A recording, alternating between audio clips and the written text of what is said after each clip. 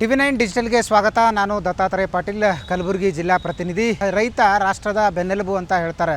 ಆದರೆ ಅದೇ ರೈತ ಈ ಬಾರಿ ಸಂಕಷ್ಟದಲ್ಲಿರ್ತಕ್ಕಂಥದ್ದು. ಯಾಕಂತಂದರೆ ರಾಜ್ಯಾದ್ಯಂತ ಬರಗಾಲದ ಭೀಕರ ಛಾಯೆ ಆವರಿಸಿದೆ. ಹೀಗಾಗಿ ಅನ್ನದಾತ ಕಂಡು ಕೇಳರಿಯದಂಥ ಸಂಕಷ್ಟದಲ್ಲಿ ಸಿಲುಕಿದ್ದಾನೆ.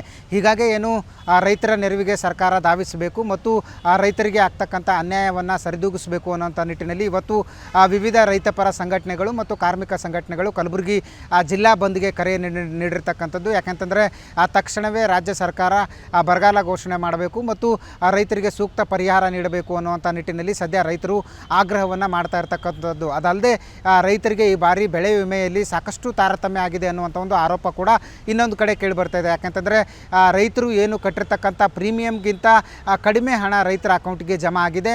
ಅದೇ ಒಂದು ಕಾರಣ ಸದ್ಯ ರೈತರಿಗೆ ಸಾಕಷ್ಟು ಆಕ್ರೋಶ ತರಿಸ್ತಾ ಇದೆ. ಯಾಕಂತಂದರೆ ಕಳೆದ ವರ್ಷ ಸಾಕಷ್ಟು ಏನು ಬೆಳೆ ವಿಮೆ ಹಣ ಬಂದಿತ್ತು ಮತ್ತು ಎಲ್ರಿಗೂ ಕೂಡ ಸರಿಸಮನಾದಂಥ ರೀತಿಯಲ್ಲಿ ಬೆಳೆ ವಿಮೆ ಬಂದಿತ್ತು. ಆದರೆ ಈ ಬಾರಿ ಕಲಬುರಗಿ ಜಿಲ್ಲೆಯಲ್ಲಿ ಸಾಕಷ್ಟು ತಾರತಮ್ಯ ಆಗಿದೆ ಬೆಳೆ ವಿಮೆ ಪರಿಹಾರದಲ್ಲಿ ಅನ್ನುವಂಥ ಒಂದು ಆರೋಪ ಕೇಳಿ ಬರ್ತಾ ಇದೆ. ಕೆಲವೊಂದು ಪಂಚಾಯತ್ಗಳಲ್ಲಿ ಕೇವಲ 10 ರೂಪಾಯಿ, 20 ರೂಪಾಯಿ ಮತ್ತು 30 ರೂಪಾಯಿ ಅನ್ನುವಂಥ ಒಂದು ಬಿಡಿಗಾಸು ರೈತರ ಅಕೌಂಟಿಗೆ ಬಂದಿದೆ.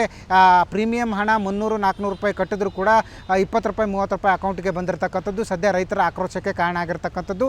ಅದಲ್ಲದೆ ಕಳೆದ ಏನು ಜೂನ್ನಿಂದ ಇಲ್ಲಿವರೆಗೂ ಕೂಡ ಒಂದೇ ಒಂದು ದೊಡ್ಡ ಮಳೆ ಆಗದೇ ಇರೋದು ರೈತರ ಸಂಕಷ್ಟ ಇನ್ನಷ್ಟು ಹೆಚ್ಚು ಮಾಡುವಂತಾಗಿದೆ. ಯಾಕೆಂತಂದರೆ ಸಾಲ ಸೂಲ ಮಾಡಿ ರೈತರು ಏನು ಬಿತ್ತನೆ ಬೀಜ ಮತ್ತು ಗೊಬ್ಬರವನ್ನು ಖರೀದಿ ಮಾಡಿ ಭೂಮಿಗೆ ಹಾಕಿದ್ರು, ಅದು ಮೊಳಕೆ ಕೂಡ ಹೊಡೆದಿಲ್ಲ. ಸಾಲ ಸೂಲ ಮಾಡಿದಂಥ ಬೀಜ ಭೂಮಿಯಲ್ಲೇ ಇರೋದರಿಂದ ಸಾಕಷ್ಟು ಸಂಕಷ್ಟ ಎದುರಾಗ್ತಾ ಇದೆ.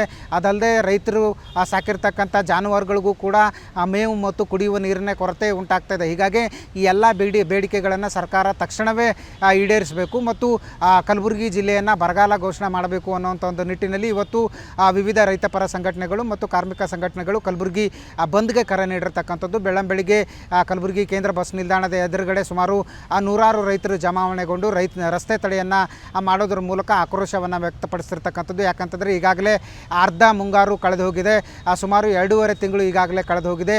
ಮುಂಗಾರು ಬೆಳೆಯನ್ನು ಯಾವುದೇ ರೈತರು ಕೂಡ ಈಗಾಗಲೇ ಪಡೆದುಕೊಳ್ಳುವಂಥ ಹಂತದಲ್ಲಿಲ್ಲ.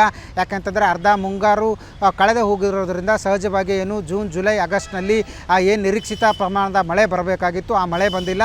ಹೀಗಾಗಿ ಏನು ಕೆಲವೊಂದು ಕಡೆ ಬಿತ್ತನೆ ಮಾಡಿದಂಥ ಬೀಜ ಕೂಡ ಮೊಳಕೆ ಹೊಡೆದಿಲ್ಲ. ಇನ್ನೊಂದು ಕಡೆ ಏನು ಅಷ್ಟೋ ಇಷ್ಟೋ ನಾಟಿಯಾಗಿದ್ದಂಥ ಏನು ಸಸಿಗಳೇನಿದ್ವು ಅವು ಕೂಡ ಸದ್ಯ ನಿಂತಲ್ಲೇ ಒಣಗಿ ಹೋಗ್ತಾ ಇರೋದರಿಂದ ಸಹಜವಾಗಿ ಅನ್ನದಾತ ಈ ಬಾರಿ ಕಂಡು ಕೇಳರಿಯದಂಥ ಸಂಕಷ್ಟದಲ್ಲಿರ್ತಕ್ಕಂಥದ್ದು. ಈಗಾಗಲೇ ಅನ್ನದಾತರಿಗೆ ಆಸರೆ ಆಗಬೇಕು ಮತ್ತು ಅನ್ನದಾತರ ಏನು ಸಂಕಷ್ಟ ಏನಿದೆ ಈ ಸಂಕಷ್ಟಕ್ಕೆ ಸರ್ಕಾರ ಪರಿಹಾರ ನೀಡಬೇಕು ಅನ್ನುವಂಥ ನಿಟ್ಟಿನಲ್ಲಿ ಸದ್ಯ ಇವತ್ತು ಕಲಬುರಗಿ ಜಿಲ್ಲೆಯ ವಿವಿಧ ರೈತಪರ ಸಂಘಟನೆಗಳು, ಕಾರ್ಮಿಕ ಪರ ಸಂಘಟನೆಗಳು ಮತ್ತು ಕನ್ನಡ ಪರ ಸಂಘಟನೆಗಳು ಈ ಒಂದು ಬಂದ್ಗೆ ಘೋಷಣೆಯನ್ನು ಮಾಡಿರ್ತಕ್ಕಂಥದ್ದು ಮತ್ತು ಬೆಳಿಗ್ಗೆಯಿಂದನೂ ಕೂಡ ಏನು ರಸ್ತೆ ತಡೆದು ಪ್ರತಿಭಟನೆಯನ್ನು ನಡೆಸ್ತಾ ಇರ್ತಕ್ಕಂಥದ್ದು.